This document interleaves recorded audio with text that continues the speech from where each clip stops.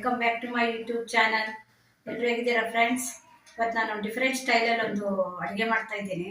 ಅಂದರೆ ನಮ್ಮ ಉಡುಪಿ ಕಡೆ ಮಾಡ್ತಾರೆ ಇದನ್ನು, ಬೀಟ್ರೂಟ್ ಮುದ್ದಳಿ ಅಂತ ಇದಕ್ಕೆ ನಾವು ಕರಿತೇವೆ. ನೀವು ಏನು ಹೇಳ್ತೀರೋ ಗೊತ್ತಿಲ್ಲ.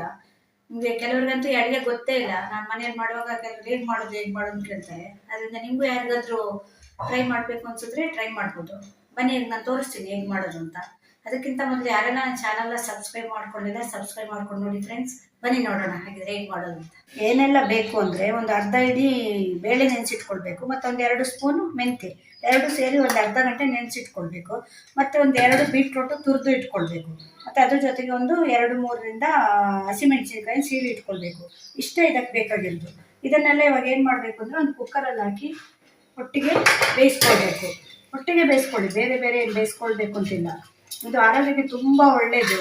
ಮಕ್ಕಳು ತಿನ್ನೋಲ್ಲ, ಬೀಟ್ರೂಟ್ ಎಲ್ಲ ಬೇಡ ಅಂತ ಹೇಳ್ತಾರಲ್ಲ, ಈ ರೀತಿ ಮಾಡಿಕೊಡಿ, ನಿಮಗೆ ಕೂಡ ಒಳ್ಳೆಯದು ಆರೋಗ್ಯಕ್ಕೆ. ಮೆಂತ್ಯ ಹಾಕಿದ್ದೇವಲ್ಲ ಇದರಲ್ಲಿ, ಬೀಟ್ರೂಟ್ ಕೂಡ ಬ್ಲಡ್ಡಿಗೆಲ್ಲ ತುಂಬ ಒಳ್ಳೇದಲ್ವಾ.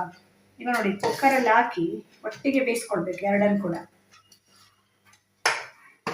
ನೋಡಿ ಫ್ರೆಂಡ್ಸ್, ಈಗ ಕುಕ್ಕರಲ್ಲಿ ಹಾಕಿದ್ದೇನೆ. ಈಗ ಇದನ್ನು ಮುಚ್ಚಿ ಬೇಯಲಿಕ್ಕೆ ಇಡಬೇಕು. ಇದು ಬೇಯೋ ಅಷ್ಟರಲ್ಲಿ ನಾವಿಷ್ಟು ಹುಳಿಯನ್ನು ನೆನೆಸಿ ಇಟ್ಕೊಳ್ಬೇಕು. ಒಂದಿಷ್ಟು ಹುಳಿ, ಚಿಕ್ಕ ಲಿಂಬೆಹಣ್ಣು ಗಾತ್ರದಷ್ಟು ಹುಳಿಯನ್ನು ನೆನೆಸಿಟ್ಕೊಳ್ಬೇಕು. ಈಗ ಇದನ್ನು ಕುಕ್ಕರನ್ನು ಬೇಯಲಿಕ್ಕೆ ಇಡ್ತೇನೆ. ನೋಡಿ ಫ್ರೆಂಡ್ಸ್, ಈಗ ಇದು ಬೆಂದಿದೆ. ಇದಕ್ಕೆ ನಾನು ಇವಾಗ ಹುಳಿ ರಸ ತೆಗೆದು ಹಾಕಿದ್ದೇನೆ. ಇವಾಗ ಮತ್ತೆ ಇದಕ್ಕೆ ಒಂದು ಸ್ವಲ್ಪ ಅರಿಶಿನ ಹಾಕಬೇಕು. 1/4 ಸ್ಪೂನಷ್ಟು ಅರಿಶಿನ ಹಾಕಿ, ಮತ್ತು 1.5 ಸ್ಪೂನಷ್ಟು ಉಪ್ಪು ಹಾಕಿ. ನಾನು ಕಲ್ಲುಪ್ಪು ಹಾಕೋದು, ಅದರಿಂದ 1.5 ಸ್ಪೂನ್ ಸಾಕಾಗುತ್ತೆ. ನಿಮಗೆ ಪುಡಿ ಉಪ್ಪು ಆದರೆ 1-2 ಸ್ಪೂನು.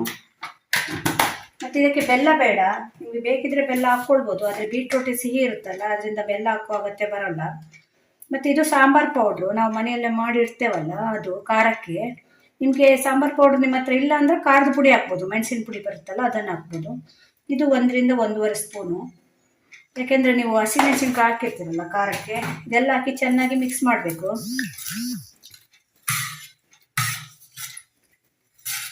ಚೆನ್ನಾಗಿ ಮಿಕ್ಸ್ ಮಾಡಿ ಈಗ ಗ್ಯಾಸ್ ಮೇಲೆ ಇಡಬೇಕು. ಇವಾಗ ಚೆನ್ನಾಗಿ ಇದು ಮಿಕ್ಸ್ ಆಗಿದೆ ನೋಡಿ. ಇವಾಗ ಕುದಿ ಬರಬೇಕು, ಇದು ಸರಿ ಕುದಿ ಬರಬೇಕು, ಒಂದು 2-3 ಕುದಿ ಬರಬೇಕು. ನಿಮಗೆ ಬೀಟ್ರೂಟ್ ಜೊತೆಯಲ್ಲಿ ಬೇಕಾದರೆ ಸೊಪ್ಪು ಕೂಡ ಹಾಕ್ಕೊಳ್ಬೋದು, ಅಥವಾ ಬರೀ ಸೊಪ್ಪಲ್ಲಿ ಕೂಡ ಮೆಂತ್ಯ ಮತ್ತು ಬೇಳೆ ಹಾಕಿ ಮಾಡ್ಬೋದು. ಅಥವಾ ಬೀಟ್ರೂಟ್ ಜೊತೆಗೆ ಪಾಲಕ್ ಸೊಪ್ಪು ಹಾಕ್ಬೋದು, ಮೆಂತ್ಯ ಸೊಪ್ಪು ಹಾಕ್ಬೋದು, ಇಲ್ಲ ಅರಿವೆ ಸೊಪ್ಪು ಬರುತ್ತಲ್ಲ ಅದರಲ್ಲೂ ಹಾಕ್ಬೋದು, ಅಥವಾ ಬರೀ ಅರಿವೆ ಸೊಪ್ಪಲ್ಲೇ ಮಾಡ್ಬೋದು. ಆ ರೀತಿ ಕೂಡ ಮಾಡ್ಕೊಳ್ಬೋದು. ಈಗ ಚೆನ್ನಾಗಿ ಕುದಿ ಬರಬೇಕು. ಇದು ಚೆನ್ನಾಗಿ ಕುದಿ ಬಂದಮೇಲೆ ಆಫ್ ಮಾಡಿ ಆಮೇಲೆ ಇದಕ್ಕೊಂದು ಒಗ್ಗರಣೆ ಕೊಡಬೇಕು. ನೋಡಿ ಫ್ರೆಂಡ್ಸ್, ಇದು ಇವಾಗ ಆಗಿದೆ, ಚೆನ್ನಾಗಿ ಕುದಿ ಬಂದಿದೆ. ಇವಾಗ ಇದಕ್ಕೊಂದು ಒಗ್ಗರಣೆ ಹಾಕಬೇಕು. 1 ಸ್ಪೂನು ಎಣ್ಣೆ ಇಟ್ಟು ಇದಕ್ಕೆ ಒಗ್ಗರಣೆ ಮಾಡಿ. ಇವಾಗ ಇದಕ್ಕೊಂದು ಅರ್ಧ ಸ್ಪೂನ್ ಉದ್ದಿನಬೇಳೆ, ಮತ್ತು 1 ಸ್ಪೂನು ಸಾಸಿವೆ, ಮತ್ತು ಸ್ವಲ್ಪ ಜೀರಿಗೆ. ಕೆಲವರು ಜೀರಿಗೆ ಹಾಕಲ್ಲ, ಅದು ನಾನು ಎಲ್ಲದಕ್ಕೂ ಜೀರಿಗೆ ಹಾಕ್ತೇನೆ. ಮತ್ತು ಒಂದು ಸ್ವಲ್ಪ ಕರಿಬೇವು. ಇಷ್ಟು ಹಾಕಿ ಇವಾಗ ಒಗ್ಗರಣೆ ಮಾಡಬೇಕು ಇದಕ್ಕೆ.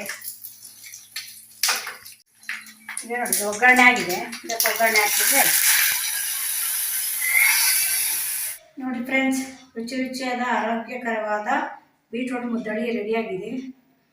ತುಂಬ ಟೇಸ್ಟಲ್ಲಿ ಕೂಡ ತುಂಬ ಚೆನ್ನಾಗಿರುತ್ತೆ. ನೀವೆಲ್ಲ ಮನೇಲಿ ಮಾಡಲಿಲ್ಲ ಅಂದರೆ ಒಂದ್ಸಲ ಟ್ರೈ ಮಾಡಿ ನೋಡಿ ಫ್ರೆಂಡ್ಸ್, ತುಂಬ ಇಷ್ಟ ಆಗುತ್ತೆ ನಿಮಗೆ. ಈ ವಿಡಿಯೋ ನಿಮ್ಗೆ ಇಷ್ಟ ಆದರೆ ಒಂದು ಲೈಕ್ ಕೊಡಿ, ಮತ್ತು ನನ್ನ ಚಾನಲ್ನ ಸಬ್ಸ್ಕ್ರೈಬ್ ಮಾಡ್ಕೊಂಡು ನೋಡಿ. ಮತ್ತೆ ಇದೇ ರೀತಿ ಇನ್ನೊಂದು ವಿಡಿಯೋ ತೊಗೊಂಡು ಮತ್ತೆ ಬರ್ತೀನಿ. Bye friends.